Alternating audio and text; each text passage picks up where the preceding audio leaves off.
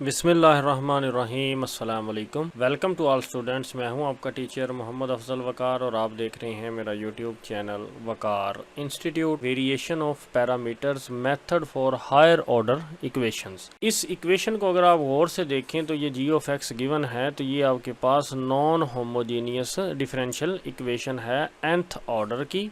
तो यहाँ से आपको पता चलता है ये nth ऑर्डर की जो है वो डिफरेंशियल इक्वेशन है। एंड देन जो है हम आगे इसकी एप्लीकेशन जो है वो किन स्टेप्स से फॉलो करते हैं। स्टेप 1 में हम इस नॉन होमोजीनियस डिफरेंशियल इक्वेशन को होमोजीनियस में कन्वर्ट कर देते हैं इज़ इक्वल टू 0 पुट करके।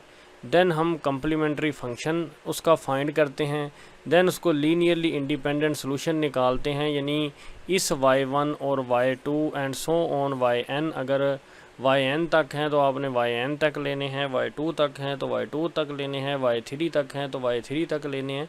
उसका व्रॉस्किन फाइंड करना है और अगर वो डज़ नॉट इक्वल टू 0 आएगा तो लीनियरली इंडिपेंडेंट सोल्यूशन होगा। तो देन आप उसको इस फॉर्म में लिखेंगे। देन आप WK फाइंड करेंगे कि है आपके पास, वो मैं ऊपर आपको बताऊंगा कि आपने कैसे फाइंड करना है। तो नेक्स्ट जब हम एग्जांपल करेंगे तो आपको समझ आ जाएगी। फिर आप UK प्राइम जो है वो फाइंड करेंगे। अगर जो है वो K 1 तक है तो 1 तक फाइंड कर लेंगे, 2 तक है तो 2 तक, 3 तक है तो 3 तक आप फाइंड कर लेंगे। देन आप उसी UK के क्या लेंगे, इंटीग्रेशन लेके UK फाइंड करके, यानी U1 U2 U3 फाइंड करेंगे।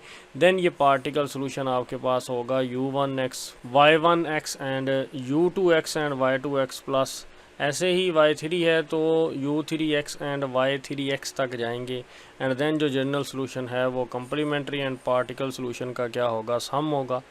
तो देन जो है हम एग्जांपल नंबर 1 अब सिंप्लीफाई करते हैं। ऑर्डर आपके पास 3 है तो एसोसिएटेड होमोजीनियस इक्वेशन आप बनाएंगे। यही स्टेप 1 था कि ये जी ऑफ एक्स है, इसको आपने 0 के इक्वल रखा। अब कम्प्लीमेंट्री सोल्यूशन के लिए हम जो है वो क्या करते थे, ये d3y/dx3 की जगह हम क्या लिखेंगे, m3 एंड प्लस d/dx की जगह m लिखेंगे इज़ इक्वल टू 0। तो देन आप देखेंगे ये आ जाएगा, इन दोनों में से m कॉमन लेंगे तो m² plus 1 is equal to 0। तो ये m एक दफ़ा इज़ इक्वल टू 0 हो जाएगा तो एक सोल्यूशन आ जाएगा, m1 इज़ इक्वल टू 0 आ जाएगा।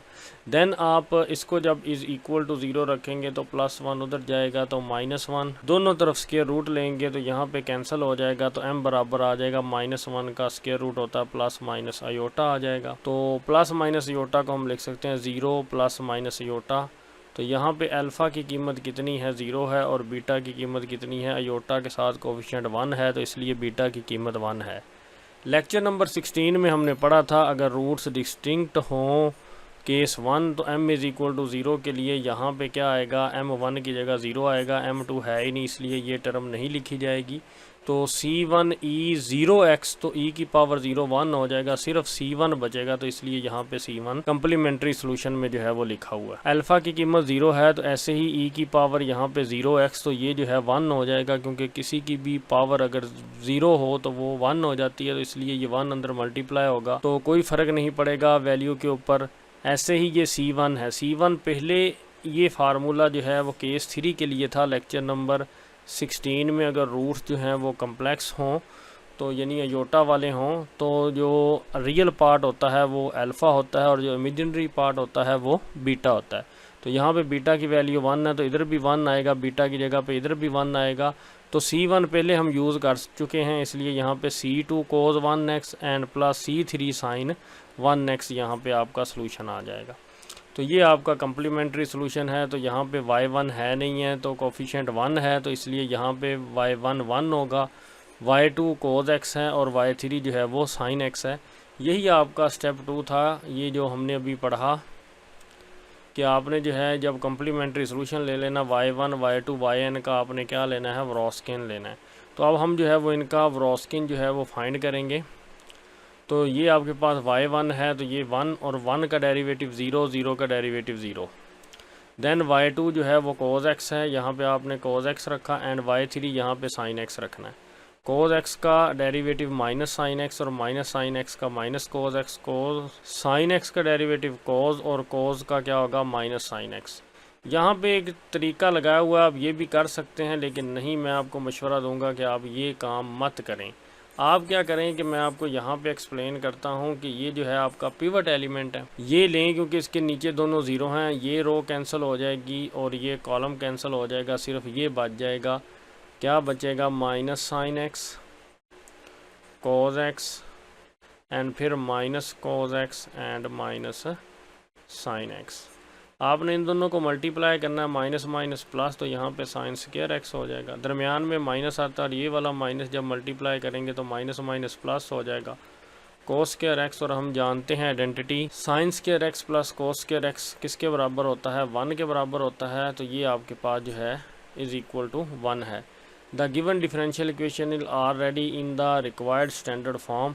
तो वो पहले ही स्टैंडर्ड फॉर्म में है, तो हमने जो है वो y33 यहाँ पे क्योंकि 1 है और डबल प्राइम वाली वैल्यू नहीं है और सिंपल y वाली वैल्यू नहीं है, तो इसलिए हम क्या करेंगे, हमें क्योंकि ट्रिपल प्राइम है तो हमने W1, W2 और W3 जो है वो फाइंड करना है। अब W1 कैसे फाइंड करना है?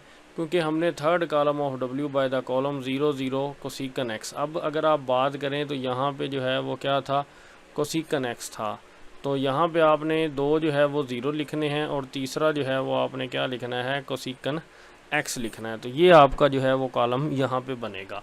तो W1 की जगह फर्स्ट कॉलम की जगह आपने क्या लिखना है? यही लिखना है 0 0 कोसिकन एक्स। बाकी आपने यही लिखना है cos x minus sine x minus cos x sine x cos x और माइनस साइन एक्स। तो यही आपने लिखने हैं।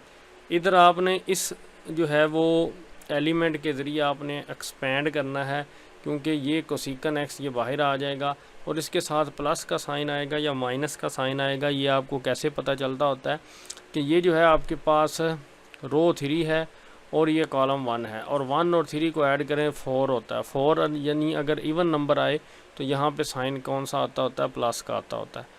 तो उसके बाद ये कोसिकन एक्स वाली ये कॉलम और ये रो ये ख़त्म हो जाएगी, बाकी आपका ये बच जाएगा ये वाला पार्ट। तो कोज और कोज एक्स मल्टीप्लाई करके कोस स्क्वायर एक्स पहले हम लिख देते हैं, फिर जो है ये माइनस और दरमियान वाला जो माइनस होता है वो माइनस माइनस प्लस हो जाएंगे, और साइन साइन स्क्वायर एक्स। तो और बाहर क्या था आपके पास? कोसिकन एक्स। तो ये 1 के बराबर होता है, तो इज़ इक्वल टू मल्टीप्लाई जब करेंगे कोसिकन एक्स मल्टीप्लाई बाय 1 तो कोसिकन एक्स बच जाएगा यहाँ पे। अब जब आपने W2 लेना है तो ये वाली इस कॉलम की जगह आपने क्या पुट कर देना है? अब आपने इस कॉलम की जगह 0 0 कोसिकन एक्स लेना है। जब W3 लेना है तो तब आपने इस कॉलम 3 की जगह आपने 0 0 कोसिकन एक्स लिखना, बाकी ये दोनों कॉलम्स वैसे ही आपने लिख देने हैं। तो ये आप देख सकते हैं इनकी जगह जो है वो 0 0 कोसिकन एक्स जो है वो लिखा हुआ W3 में। तो हम W2 जब फाइंड करेंगे तो ये आप ले लें, इसको आप कैंसिल कर दें और इसको आप कैंसिल कर दें। 0 को जब माइनस साइन एक्स के साथ मल्टीप्लाई करेंगे तो 0 आएगा। दरमियान में माइनस, पहले आप कोज एक्स लिख लें फिर आप कोसिकन एक्स लिख लें। तो ये आंसर आपका आएगा माइनस कोज एक्स कोसिकन एक्स। तो उसने इसको कोट में कैसे बदला हुआ है? ये ऐसे बदला हुआ है कि हम जानते हैं माइनस कोज एक्स कोसिकन एक्स जो बराबर होता है वो उल्ट होता है 1 ओवर साइन एक्स के, और कोज ओवर साइन किसके बराबर होता है? कोट के बराबर होता है। तो उसने ये माइनस कोट एक्स जो है वो इसको ऐसे लिखा हुआ है। ऐसे ही W3 में आपने ये जो है वो कॉलम चेंज करना था, इसकी जगह 0 0 कोसिकन एक्स लिखना था W की वैल्यू में। तो अब फिर आप ये 1 वाली इजी होती है, इसको जो है वो आप ख़त्म करके इन दोनों को मल्टीप्लाई करेंगे तो माइनस साइन एक्स और कोसिकन एक्स आ जाएगा, और ये दोनों जब मल्टीप्लाई होंगे तो 0 हो जाएगा। तो यहाँ पे -1 कैसे आया? क्योंकि माइनस साइन एक्स और ये कोसिकन एक्स उल्ट होता है 1 ओवर साइन एक्स का, तो ये साइन एक्स के साथ कैंसिल हो जाएगा। तो यहाँ पे आंसर आ जाएगा -1। तो U1 prime W1 over W, तो W1 की कीमत आपके पास थी यहाँ पे कोसिकन एक्स, तो W1 की कीमत आपने कोसिकन एक्स ओवर W की कीमत आपके पास है यहाँ पे 1, तो आपने ओवर 1 यहाँ पे लिखेंगे तो वो कोसिकन एक्स ही हो जाएगी। जब आप U2 प्राइम फाइंड करेंगे तो W2 है आपके पास, उसकी कीमत थी आपके पास माइनस कोट एक्स ओवर 1, तो यहाँ पे क्या आ जाएगा? माइनस कोट एक्स ही। तो U3 प्राइम की वैल्यू है W3 ओवर W3 की वैल्यू -1 ओवर 1 है, तो यहाँ पे आंसर कितना आ जाएगा? -1 ही आ जाएगा। तो U1 U2 U3 लेने के लिए आप दोनों तरफ क्या लेंगे? इसका इन सब का इंटीग्रेशन ले लेंगे।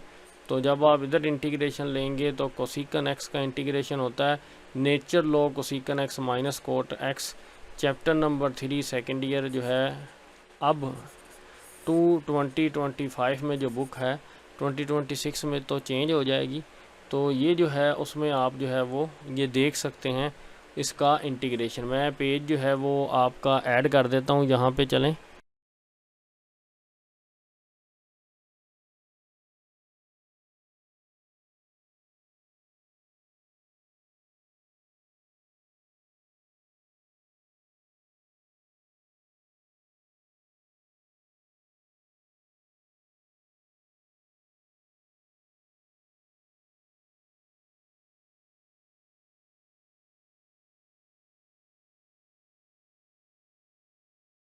तो देन जो है u2 का जब आप इंटीग्रेशन लेंगे तो माइनस कोट एक्स का इंटीग्रेशन होता है minus nature log sine x, और -1 का इंटीग्रेशन होता है माइनस एक्स।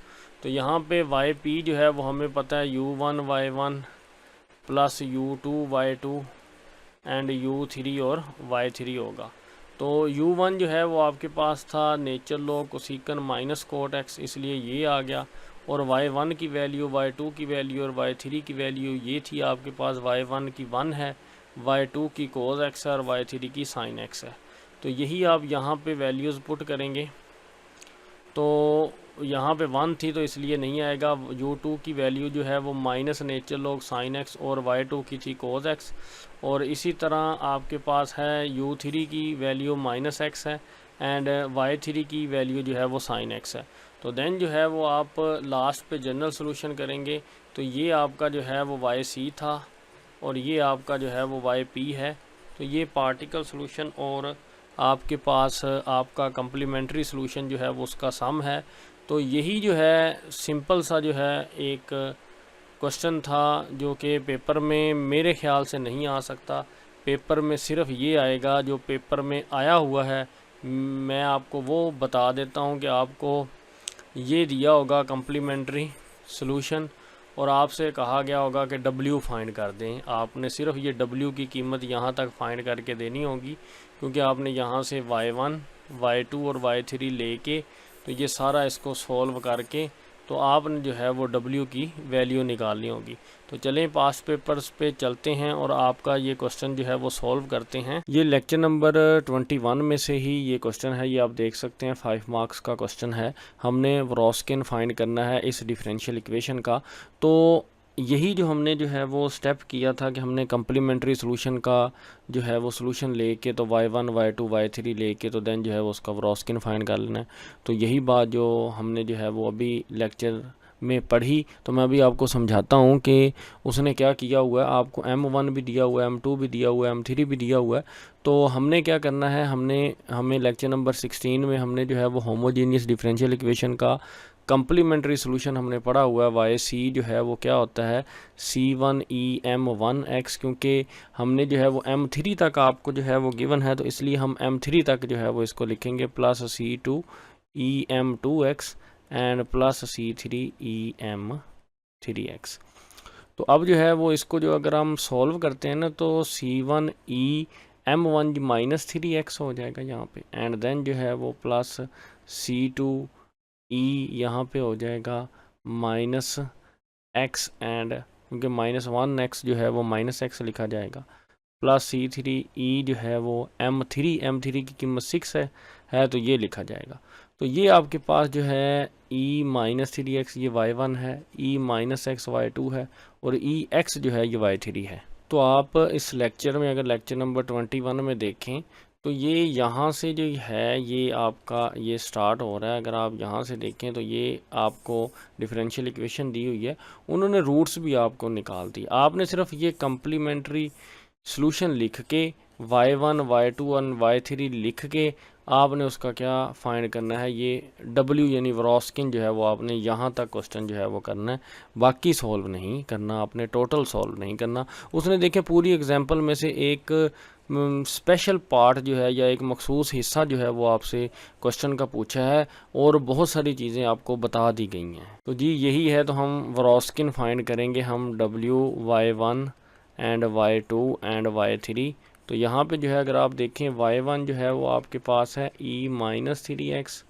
एंड y2 जो है वो आपके पास है e minus x and y जो है वो आपके पास यहाँ पे 3 जो है वो है e 6x। तो हम यहाँ पे जो है वो लिख लेते हैं सबसे पहले e minus 3x and e minus x and then जो है वो यहाँ पे आ जाएगा e 6x, ये आपके पास है। तो देन आप क्या करेंगे, अगर आप गौर करें, ऑब्ज़र्व करें इसको कि e की पावर माइनस 3x आप लेंगे तो माइनस 3 माइनस 3x आ जाएगा। तो जब फिर माइनस 3 आएगा तो minus minus plus 9 minus 3x यहाँ पे आ जाएगा। e माइनस एक्स का minus minus x and minus minus then plus होगा तो माइनस एक्स आ जाएगा। यहाँ पे 6x एंड 6 ज़ार 36 होता है तो 6x यहाँ पे आ जाएगा। तो आपने क्या करना है, तो अगर आप गौर करेंगे तो मैं आपको मशवरा दूंगा कि आप जो है वो इस कॉलम में से, कॉलम 2 में से आप जो है वो e माइनस एक्स कॉमन ले लें अगर आपने क्वेश्चन को इजी बनाना है। तो e माइनस एक्स जब हम कॉमन ले लेंगे तो यहाँ पे बचेगा e माइनस 3x, यहाँ पे minus 3 minus 3x and then 9 minus 3x and यहाँ पे 1, यहाँ पे -1 और यहाँ पे 1 बच जाएगा क्योंकि हमने e माइनस एक्स और e माइनस एक्स कॉमन ले लिया। यहाँ पे 1, यहाँ पे माइनस का साइन था इसलिए -1 एंड यहाँ पे 1 एंड देन जो है वो e6x एंड देन जो है वो 36 यहाँ पे हो जाएगा। अगर आप गौर करें तो हम इस को पिवट जो है वो एलिमेंट कंसीडर करते हैं। तो नेक्स्ट हम जो है वो यहाँ पे 0 ले आते हैं और यहाँ पे 0 ले आते हैं। तो अगर हमने इसको चेंज नहीं करना तो जिसको चेंज करना उसको पहले लिखते हैं। हम यहाँ पे एक केस अप्लाई करेंगे, R2 प्लस R1 करने से जो है वो यहाँ पे क्या आ जाता है, 0 आ जाता है। तो अब हम इन दोनों को ऐड करते हैं, इन दोनों को, ये R1 है आपके पास एंड ये R2 है आपके पास। तो इनको जब ऐड करते हैं तो ये ऐड कर रहे हैं हम। तो जब हम ऐड करते हैं तो इन दोनों को ऐड करते हैं, देखें लाइक टर्म्स हैं e माइनस 3x और e माइनस 3x, तो इसका कोफिशिएंट 1 है और ये -3 है। हमने R1 को तो चेंज करना ही नहीं है तो इसलिए मैं उसको वैसे लिख देता हूँ e माइनस 3x 1 और e 6x। जिसको चेंज करना होता है उसको हम पहले लिखते हैं R2। तो -3 और 1 -2 हो जाएगा, यहाँ पे -2 e minus 3x and then -1 और 1 क्या हो जाएगा, 0 हो जाएगा एंड 6 और 1 क्या हो जाएगा, 7 e 6x हो जाएगा। क्योंकि e की 6x और e की 6x लाइक टर्म है, ये 6 हैं और ये 1 है, 6 और 1 क्या हो जाएगा, 7 हो जाएगा। अब इन दोनों को हमने सब्ट्रैक्ट करना है। अगर आप इस रो को और इस रो को अगर आप सब्ट्रैक्ट करेंगे ना तो यहाँ पे 1 - 1 क्या हो जाएगा, 0 हो जाएगा। तो इसलिए हम जो है वो सब्ट्रैक्ट करेंगे, इसलिए हम यहाँ पे लिखेंगे R3 को चेंज करना है -R1। तो चलें अब हमारे पास आंसर आएगा R3 9 - 1 तो कितना होगा 8 e minus 3x and then यहाँ पे क्या हो जाएगा, 0 हो जाएगा एंड देन जो है वो यहाँ पे 36 एंड 1 तो यहाँ पे क्या हो जाएगा 35 e 6x हो जाएगा। तो अब हम इस पिवट एलिमेंट के ज़रिए जो है वो इसको एक्सपैंड करेंगे तो ये वाली रो और ये वाली कॉलम जो है ये वैनिश हो जाएगी, मतलब ख़त्म हो जाएगी। मतलब कि नीचे 0 0 है तो ये ख़त्म, बाकी जो है वो पार्ट जो है वो ये बच जाएगा। चलिए मैं वो लिख देता हूँ यहाँ पे -2 e minus 3x 8 e minus 3x and then 7 e 6x and यहाँ पे 35 e 6x। चलें अब यहाँ पे इन दोनों को हमने मल्टीप्लाई करना है तो -70 होगा जब कांस्टेंट जो है वो मल्टीप्लाई होंगे। 35 और -2 का आंसर कितना आएगा, यहाँ पे -70 आ जाएगा यहाँ पे। और ये जो e की पावर 6x और e की पावर -3x जब ये दोनों मल्टीप्लाई होंगे, ज़रा गौर कीजिएगा यहाँ पे, तो ये पावर्स आपस में ऐड हो जाती हैं तो e की पावर यहाँ पे क्या आ जाएगा 3x। ऐसे ही दरमियान में जब आप इधर माइनस लगाएंगे तो ऐसे ही 8 7 ज़ार 56 और यहाँ पे भी e की पावर -3 और e की पावर 6x। तो ये दोनों पावर जब आपस में ऐड होंगी तो 6 में से 3 जाएगा तो क्या आ जाएगा 3x आ जाएगा। तो ये दोनों लाइक टर्म्स हैं आपके पास। तो -70 और -56 तो ये आपके पास आ जाएगा 126 जो है यहाँ पे e की पावर 3x, ये आपका क्या होगा, वरोस्किन होगा। तो उम्मीद करता हूँ कि ये लेक्चर आपको समझ आ गया होगा। For more videos, subscribe to my channel and stay tuned with Waqar Institute. Thank you.